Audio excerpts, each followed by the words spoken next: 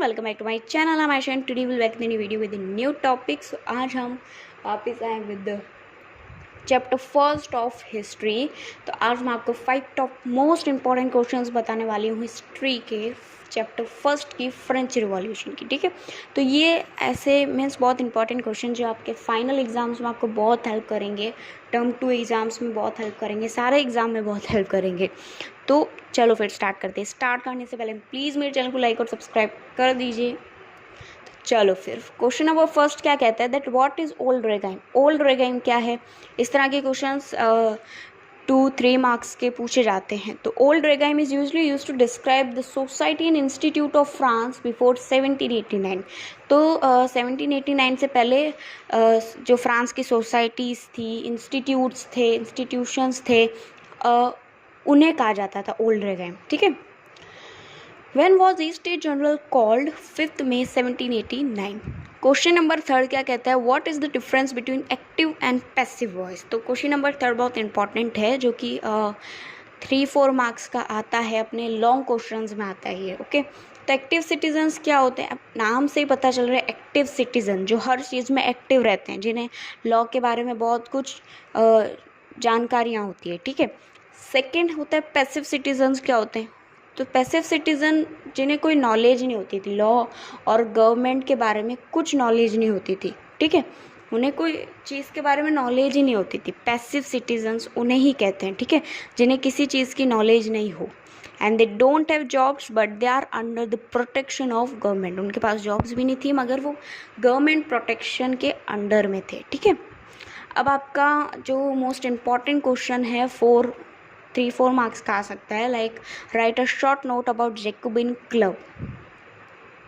तो Jacobin club पे एक ना शॉर्ट नोट लिखो। तो ये भी बहुत इंपॉर्टेंट क्वेश्चन है। तो आपका आ सकता है जैकोबिन, आप आंसर तो आंसर कुछ इस तरीके से आप लिख सकते हो, that Jacobin club belong to the less prosperous section of society. It was a political club form to discuss government policies and plan their own forms of action. ये एक मीन्स पॉलिटिकल क्लब था। ठीक है, they have included in.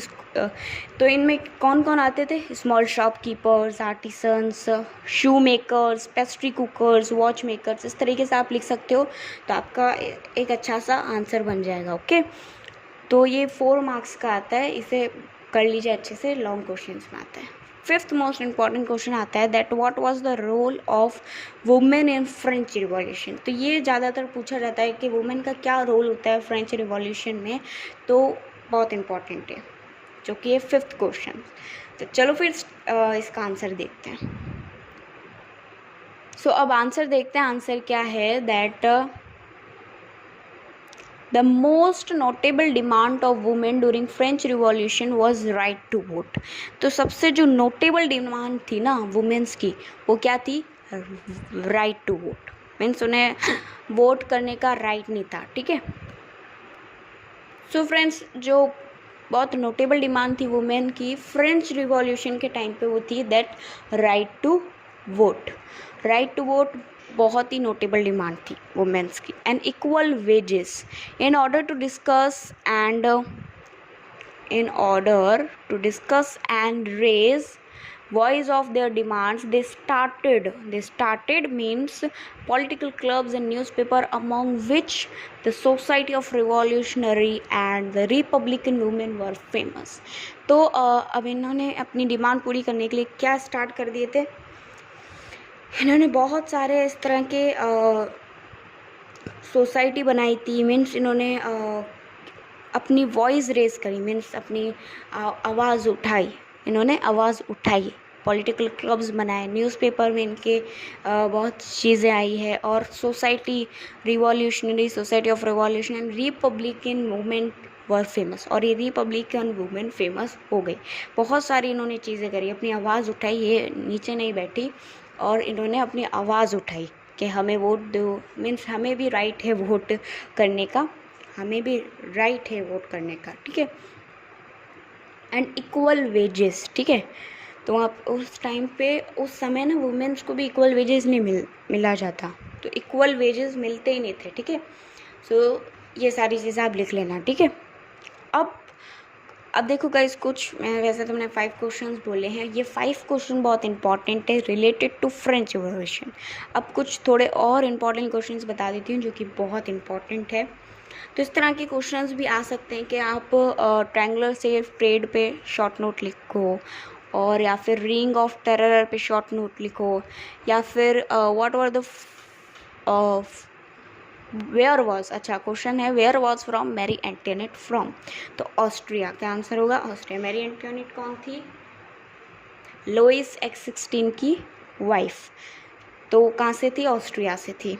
What were the main causes of French revolution, अक्सर इस तरह के भी क्वेश्चन आते हैं कि फ्रेंच रिवॉल्यूशन का मेन कॉज क्या था, व्हाट इज़ द, तो कुछ पॉइंट्स बता देती हूँ जिसके थ्रू आप अपने आंसर को लिख सकते हो। That despotic rule of Louis X16, division of French society and rising prices, इन सब के वजह से मीन्स ये सारे ही कॉज है फ्रेंच रिवॉल्यूशन के, ठीक है। Role of middle class, inspiration of the philosophers, ये सारे फ्रेंच रिवॉल्यूशन के कॉजेज है। तो इस तरह के क्वेश्चंस आते हैं फ्रेंड्स। और अगर आपको रीन ऑफ टेरर पे शॉर्ट नोट लिखना है तो आप ये लिख सकते हैं, देख सकते हैं। एक और क्वेश्चंस बता देती हूँ, एक और क्वेश्चन बता देती हूँ, छोटी सी डेफिनेशन भी आपको पूछे जा सकती है कि व्हाट इज़ गिलोटाइन। गिलोटाइन क्या है? तो गिलोटाइन एक डिवाइस है which is a person is be headed by which, इसमें थोड़ी सी मिस्टेक आई है, बाय ऐड करना है यहाँ पे। Which a person is beheaded consisting of 2 poles and a blade, laws that place a maximum ceiling on prices and wages were issued by the Robespierre government। तो जो गिलोटाइन है वो वाली भी बहुत इंपॉर्टेंट डेफिनेशन है, पूछा जाता है 2-3 मार्क्स के क्वेश्चंस में कि गिलोटाइन क्या है, और हम भूल जाते हैं कि क्या है, क्या होता है। हमें तो किसी को पता ही नहीं होता है कि व्हाट इज़ गिलोटाइन, होता ही क्या है, नाम पहली बार सुन रहे हम तो इसलिए मैं इंपॉर्टेंट क्वेश्चंस आपको बता दूँ ताकि आप इन्हें अच्छे से लर्न कर सकें, फाइनल एग्ज़ाम्स में आप अच्छे से लिख सकें, अच्छे मार्क्स गेन कर सकें। तो इसी के साथ thank you for watching and don't forget like and subscribe my channel. मेरे चैनल को जल्दी से लाइक कर दो, सब्सक्राइब कर दो, और अगर आपको इस तरह के और इंपॉर्टेंट क्वेश्चन चाहिए तो कमेंट सेक्शन में ज़रूर बताइए। Thank you, bye.